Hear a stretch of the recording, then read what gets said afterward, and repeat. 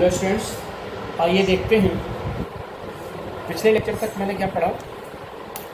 Atom क्या होता है, एटम के fundamental particles, proton, neutron, electron, उनका मास, उनका क्या चार्ज होता है, ये सारी चीज़ें मैंने डिस्कस कर ली। अब हम बात करते हैं discovery of the cathode rays या डिस्कवरी ऑफ इलेक्ट्रॉन। ठीक है बेटा। तो एक साइंटिस्ट थे जे थॉमसन। जे थॉमसन साहब ने सबसे पहले क्या किया, हमें discovery of the cathode rays करके दिया। इस एक्सपेरिमेंट में आपने एक ग्लास की ट्यूब ली। इस ग्लास ट्यूब को हम लोग डिस्चार्ज ट्यूब कहते हैं। क्या कहते हैं? Discharge tube. इस डिस्चार्ज ग्लास ट्यूब में इन्होंने इसके अंदर की एयर को वैक्यूम पंप के थ्रू बाहर निकाला और वैक्यूम पंप के थ्रू बाहर निकालने के बाद वैक्यूम पंप के थ्रू बाहर निकालने इतनी एयर का बाहर निकाल दी कि अंदर का प्रेशर 0.001 mmHg हो जाए, मतलब low pressure. Very low pressure पर मेटालिक दो इलेक्ट्रोड लिए और उन इलेक्ट्रोड की हेल्प से हाई वोल्टेज का करंट सप्लाई किया। जब आपने हाई वोल्टेज का करंट इस डिस्चार्ज ट्यूब को दिया इलेक्ट्रोड के थ्रू, तो यहाँ से इन्हें कैथोड इलेक्ट्रोड से कुछ रेज निकलती हुई दिखाई दी। ये रेज ग्रीनिश कलर का ग्लो प्रोड्यूस कर रही थी, फ्लोरोसेंस प्रोड्यूस कर रही थी। कहाँ? इस डिस्चार्ज ट्यूब के अंदर। ये ग्रीनिश कलर का ग्लो प्रोड्यूस करने वाली चीज कोई और नहीं, वो क्या थी? वो थी कैथोड रेज। क्योंकि ये कैथोड इलेक्ट्रोड से निकल रही थी बेटा, इसलिए इनको नाम दिया गया कैथोड रेज। क्या नाम दिया गया? Cathode rays. ठीक है ना? तो ये थी discovery of the cathode rays, जो डिस्चार्ज ट्यूब के थ्रू की गई जे थॉमसन द्वारा। ठीक है। अब देखिए, इसके बाद ये जो कैथोड रेज थी, इनकी अपनी कुछ प्रॉपर्टीज थी। हम बात करते हैं प्रॉपर्टी ऑफ कैथोड रेज की। इसकी बात करते हैं properties of the cathode rays. आइए देखते हैं प्रॉपर्टी ऑफ कैथोड रेज को।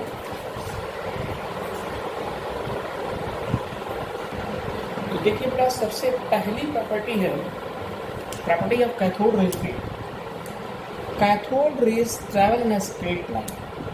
जो ये कैथोड रेज यहाँ से निकलती हैं, ये कैथोड रेज हमेशा सीधी रेखा में चलती है।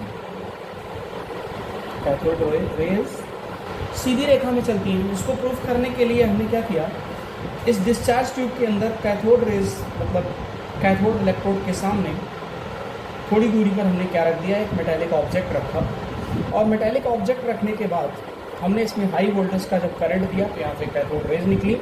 ये कैथोड रेज मेटालिक ऑब्जेक्ट होने की वजह से इसको पार नहीं कर पा रही थी, जिसकी वजह से इस ऑब्जेक्ट के पीछे, इस ऑब्जेक्ट के ठीक पीछे क्या बन जा रही थी, इसकी शैडो बन रही थी, इसकी छाया बन रही थी।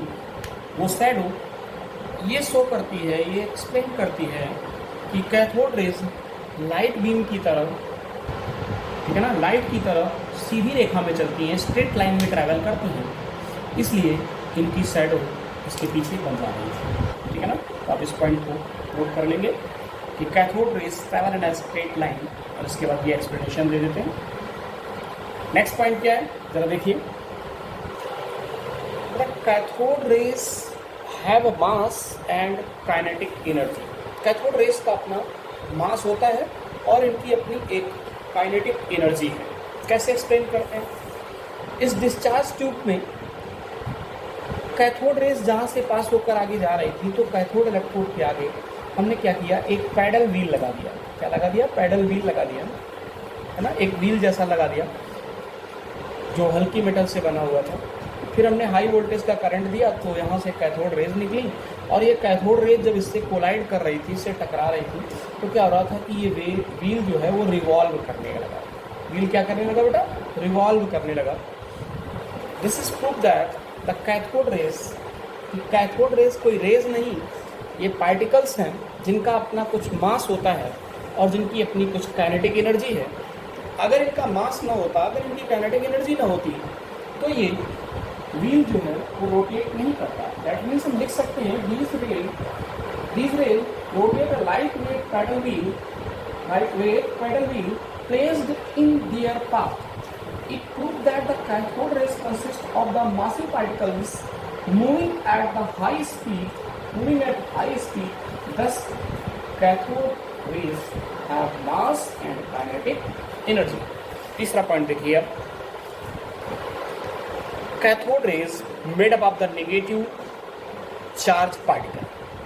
कैथोड रेज जो है वो नेगेटिवली चार्ज पार्टिकल से बनी होती है, ये प्रूफ करना है हमें।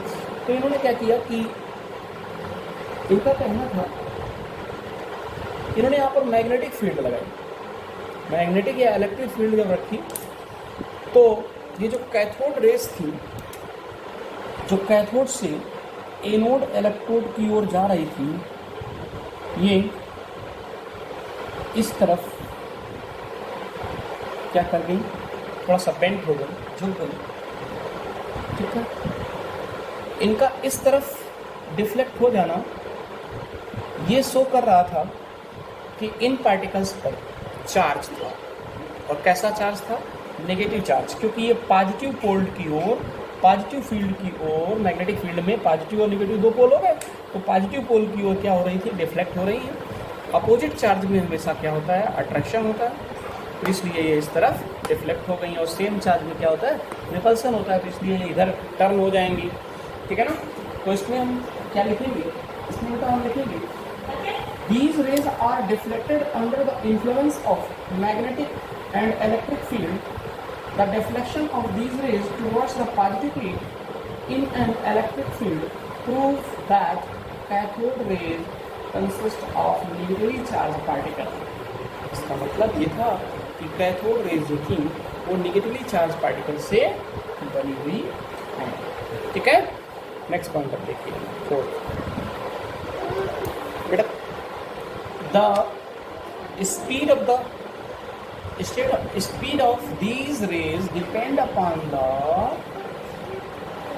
upon applied voltage। आप डिस्चार्ज ट्यूब में कितना वोल्टेज अप्लाई कर रहे हैं, इस बात पर डिपेंड करता है कि कैथोड रेज की वेलोसिटी क्या होगी। नेक्स्ट पॉइंट पे मैंने लिखा they can penetrate the thin foil. अगर कैथोड रेज के रास्ते में पतली सी मेटल की फॉयल रख दोगे, कोई थिन फॉयल, तो ये उसको पेनिट्रेट कर पार करके बाहर निकल जाएंगी, उस तरफ निकल जाएंगी, ठीक है ना। इसे कहते हैं पेनिट्रेशन पावर। तो 6 पॉइंट में they produce green fluorescence on striking glass wall. जब ये रेज डिस्चार्ज ट्यूब की ग्लास वॉल से कोलाइड करती हैं तो क्या प्रोड्यूस करती हैं? तो ये प्रोड्यूस करती हैं ग्रीन फ्लोरोसेंस। फिर दीज रे, अगर ये रेस किसी ऐसी मेटल से टकराएं जिसका मेल्टिंग पॉइंट हाई होता है, तो ये रेस टकराने के बाद जब डिफ्लेक्ट होकर लौटती हैं, बाहर निकलती हैं, डिफ्लेक्ट होकर वापस लौटती हैं, तो ये एक्स रेज में बदल जाती हैं। एक्स रे तो आप समझते हैं ना, एक्स रेज बोन्स वगैरह के टूटने से हम लोग जो एक्सरे करवाते हैं उसमें एक्स रेज का ही पूरा यूटिलाइजेशन होता है, ठीक है ना। ठीक इसी तरह नेक्स्ट पॉइंट मैंने लिखा the change of the cathode ray, the charge of cathode ray. Cathode rays पर जो के पार्टिकल पर जो चार्ज होता है वो क्या होता है? -1.602 × 10⁻⁻19 कूलाम।